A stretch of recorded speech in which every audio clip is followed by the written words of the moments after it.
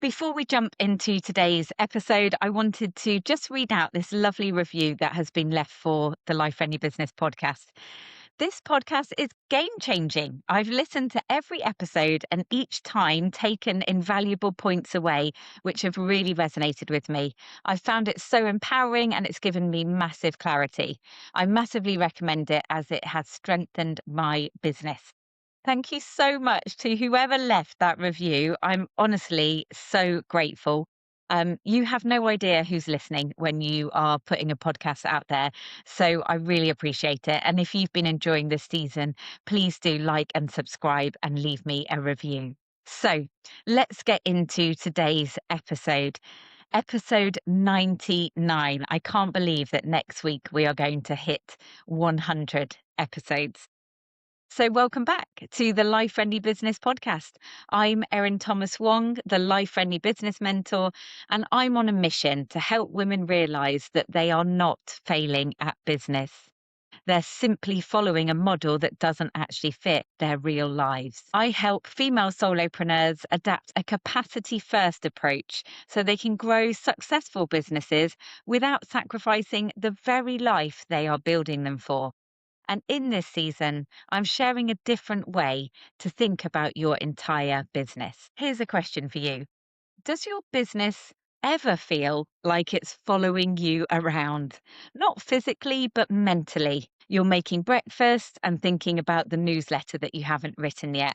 You're driving the kids to school and rewriting your pricing in your head. You're trying to enjoy a trip to the cinema with the family, and suddenly you remember that you forgot to reply to a client. Maybe you're lying in bed and mentally reorganizing your to do list.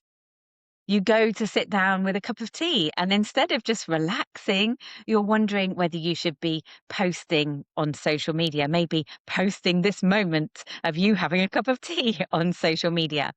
You never really switch off because even when you're not working, your business is still inside your head. Honestly, I think this is one of the biggest reasons so many of us feel exhausted. The important thing to note here is that you're not carrying your business around in your head because you're not coping or you're not doing it well. You're carrying it around because you've been trying to build a business using the advice which assumes unlimited time, energy, and capacity. And for most of the women I work with, that simply is not the reality. You are already carrying so much.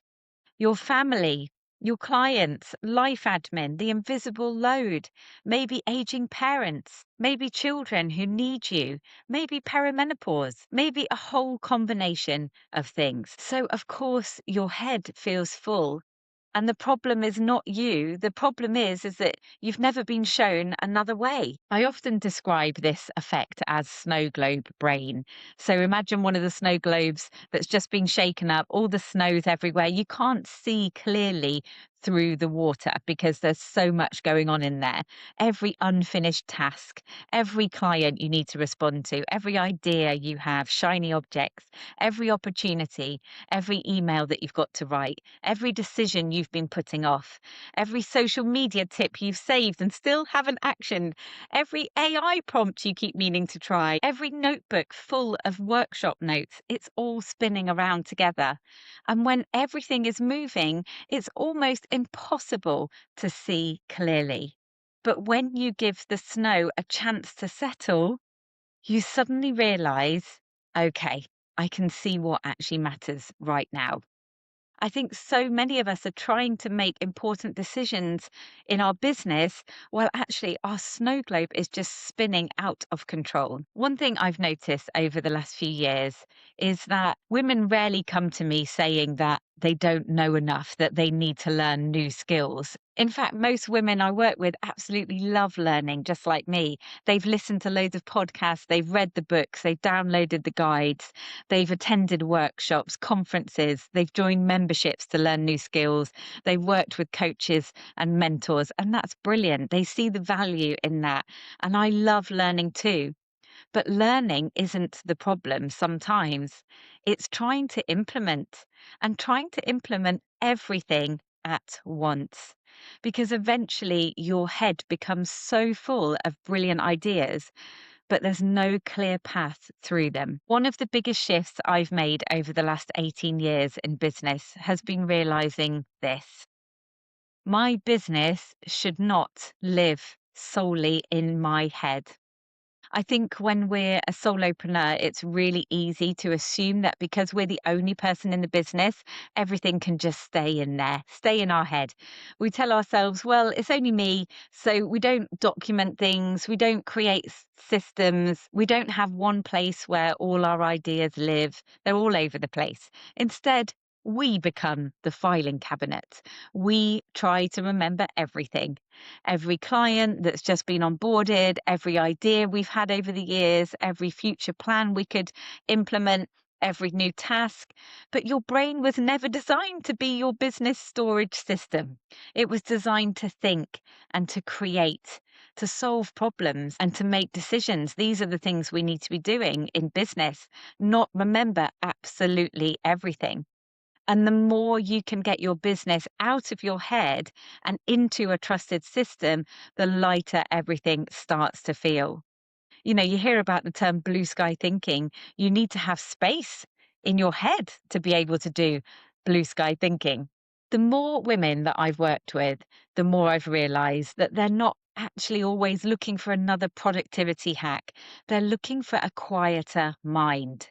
They're looking for clarity, for confidence in their decisions, for better habits, for perspective, for momentum to keep them going, and for a business that feels manageable again. Because when your mind is quieter, you make better decisions.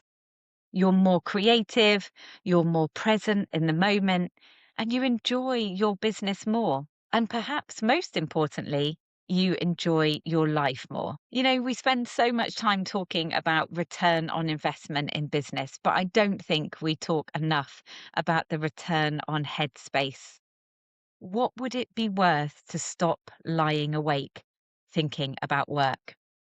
To stop carrying unfinished decisions around with you all day, to sit with your family and actually be present. That's valuable too. I get to see this firsthand all the time. One of our Cocoon members, Rochelle, recently shared something that really stayed with me. After consistently protecting her CEO time over the last couple of months, she said she felt so much calmer. She had more clarity. She found it easier to prioritize. Now, this isn't anything dramatic. This is simply implementing CEO time. She hadn't suddenly found another 10 hours every week to work. She hadn't completely changed her business. All she had done was changed her thinking and given herself the headspace to step out of reactive mode and make better decisions. And I think this is such an important reminder.